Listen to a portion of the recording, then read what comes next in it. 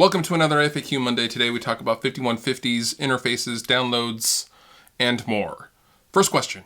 EVH 5150 versus Peavey 5150. Which do you prefer for metal, and why? I get this question a lot, and I really love the EVH 5153. I would really like to have one, and I might get one at some point down the road. However, I'm kind of an old school guy, and I think for the bang for the buck and the sheer brutality, it's really tough to beat the Peavey 5150 and what is currently the 6505. When I played an EVH 5153, I found it to be like this. The original 5150, the Peavey 5150, is really, it's a surly, angry, drunken 20-year-old that has a drinking problem.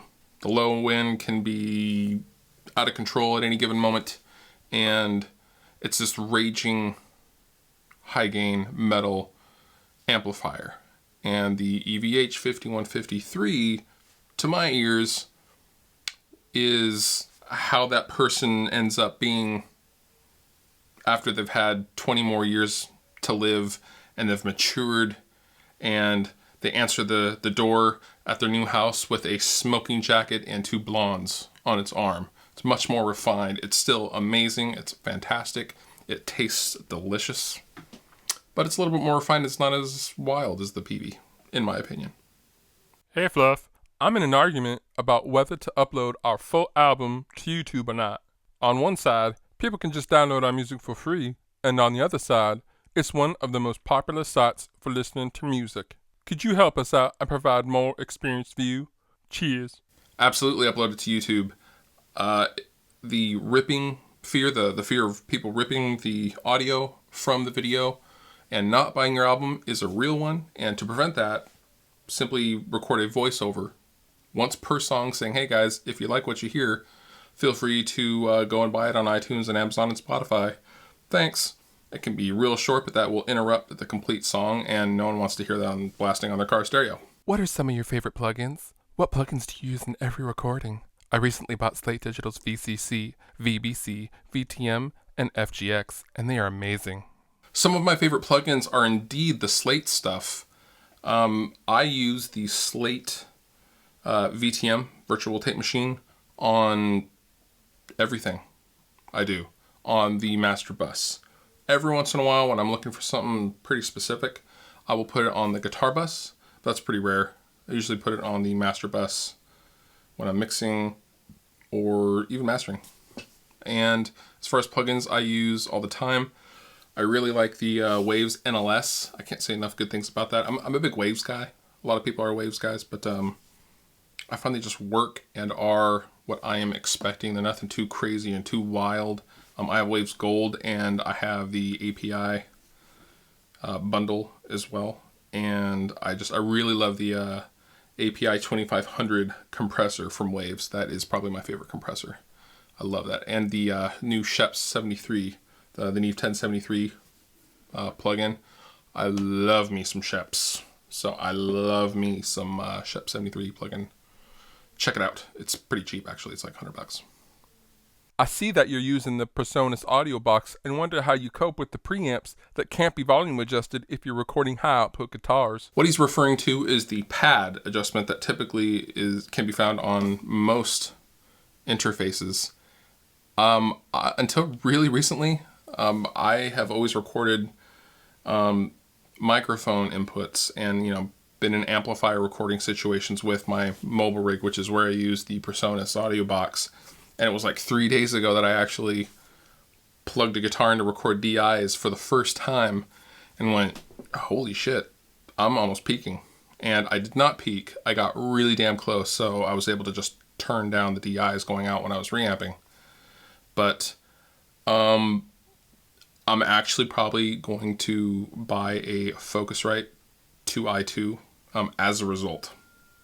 I was actually not aware of that problem. I kind of feel stupid for not being that aware of that issue. But yeah, if you run any kind of high output guitar pickup, you are in huge risk of peaking. So Focusrite 2i2 for me from now on. Do you think that things like the Evertune bridge, although brilliant, programmed gridded drum patterns, gridded guitar tracks, etc., are making the end product more sterile? Say from back in the day, you can hear flaws on old records that are pretty cool and give it a little character. Also, another point/question, do you think that home recording will produce musicians with poor technique in the future because it's so easy to edit your mistakes out? This is a pretty complex question, and one I actually get quite often in some shape or form. I'm 33 years old, and my first recording experience in the 90s was on a tape machine using an analog console. And what that drove at that time, since we were paying all this money to go into the studio, what that drove is for my band at the time to practice. Once we booked the studio time, we rehearsed 7 days a week for 4 hours a day. Every song that we had that we were going to record. And so by the time we got into the studio, we were a machine. There was not a single piece of music that we couldn't play tighter than a drum. And I think that is what is going away as a result of all of this editing and all of this ability to not commit and to not make decisions during the recording process. Too many times, if people can't get it right, or they can't get a super tight, chuggy part or something like that, they'll just cut the end off. And now that is its own thing where you hear that stuttering guitar effect. I'm not a huge fan of that stuff. I think it's artificial. However, the flip side to all that stuff is they are tools, and they have allowed me, for instance, to bring music to you guys by recording at home and not having to pay a huge expensive studio to record my stuff. And I did it in the convenience of my own home. So I don't know. I think it's just another case of taking tools, and maybe some people use them as they were not intended. Another example is speeding things up. If I can't get something as clean as I want it to, I could theoretically record it at halftime and then speed it up to match the speed of the song.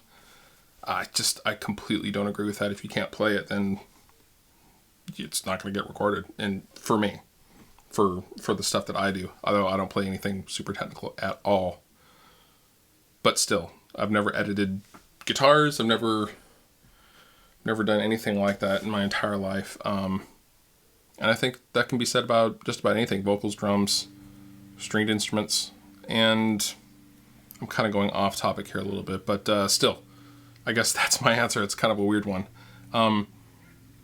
Yes, it's very easy to be sterile, and things are getting sterile, and it's very rare that you find an organic thing, which is why I think the things like the music like the White Stripes and the Black Keys and things like that have found so much popularity, is because it's really raw, and it's really just people jamming in a room, and that's how I think music should be a lot of the times. That's all I have for you guys this week. Tune in next week, and we will have more wonderful questions from all of you wonderful folks. And again, I am Fluff. Thank you for watching.